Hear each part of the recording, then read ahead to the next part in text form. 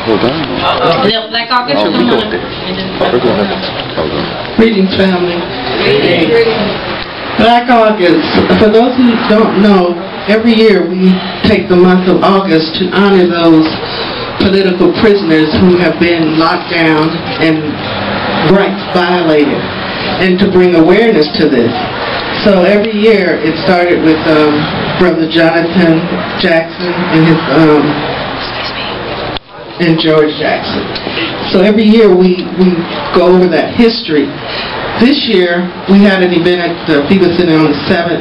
We have another event. We'll also be out at the Marcus Garvey Day, where we will be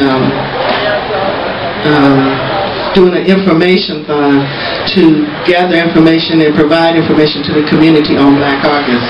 So we'll have a table out there that day at the parade. We'll also be at the Black Panthers breakfast tomorrow. Join us there. Every year we also take the time to communicate with political prisoners. So when you see us in our booth, please write the political prisoners. It's very important that they know that there's support out here in the community for them. On the 21st, we'll have another event at the FEMA Center, and we'll culminate on the 31st. There is a calendar that should be available this Saturday at the parade. Thank you.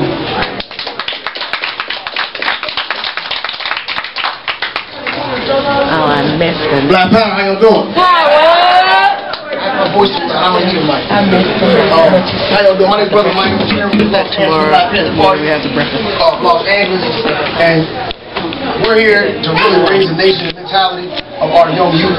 That's the main thing right now. Like you said earlier, when I was here speaking, we do so much building with our own conscious people so much, and we forget about the people that's out in the streets. And that don't make any sense. I think that was one of the most powerful statements that I heard, was the fact that we do too much debate and argue with each other about who's right, who's wrong. The people out there ain't got nothing.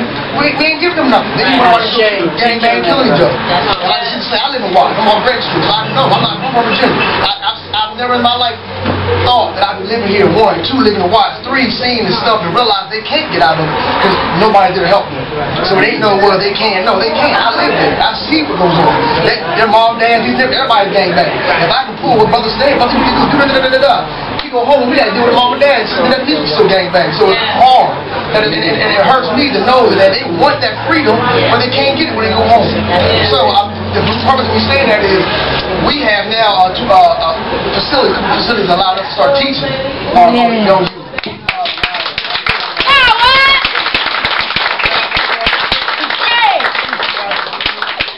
The first place is the Weekend Foundation on Murph Park. They're allowed to teach you at 9 o'clock in the morning. Starting not this Saturday coming up, because that's specifically for us, and we get the programs together for the children. The following weekend, we start having the children there.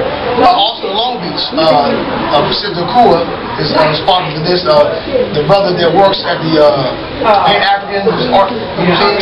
Yeah, they're also allowing us to have an art class for the children there. So now it's all about us putting the program together so that we can make sure that the children get everything they need. Whole information. Not half, they need whole. Not a piece, but a whole. So that's the thing that we're trying to do, me personally, as a nation.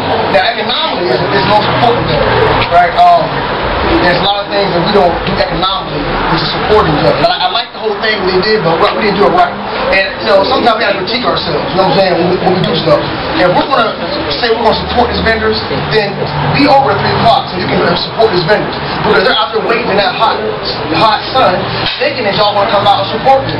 But when y'all come with it, it's 3:30, 4 o'clock, and now y'all coming out, and they looking like y'all don't want nothing to do with it. So we got to start being on time. I know that we are not, that we have our own personal time with these black people. So we have to get out of that. Because we can't say that we're going to be right and do right, and our children are watching us. And we are a reflection of them.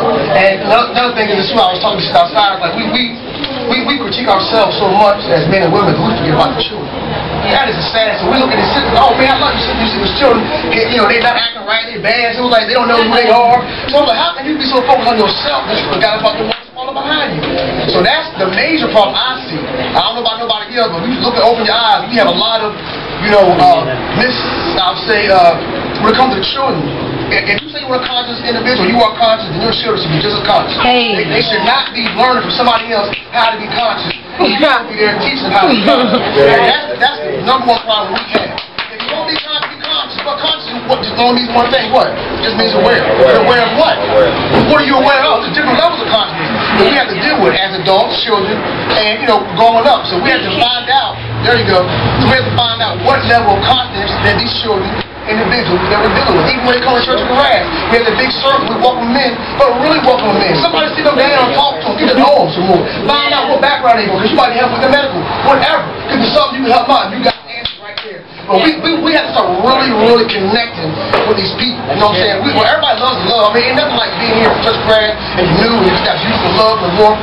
But don't just let them walk away and hug and kiss. And even if they don't want to join, give them a reason to join. That's what we're trying to do. You know what I'm saying? Because the thing is, every black man and woman should be in some kind of organization supporting their people. You should be. I don't have to be with us. Any kind of organization that's supporting their people, you should be a part of. And there should be no questions asked. You shouldn't get upset when it's time for you to do your job for your sister or your brother. And that's why I want our sisters to start, even the elders, kind of flock elder sisters in there, y'all should be taken care of. So next time, when we come here tomorrow, Sunday, we're going to make sure the sisters got water. Like, it was so beautiful to see the little babies come to us. Y'all thirsty? I'm like, man, it was, just so that they can, because, to me, it's like for no reason. We just stand out there. We thirsty. That's beautiful. And that's teaching them what? A sense of responsibility. Yeah. A sense of self, what?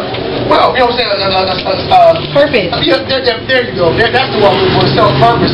And we got to start teaching that. So I don't want to speak too long. Thank you so much. Oh, yeah, thank y'all. Black Power, y'all. Black Power.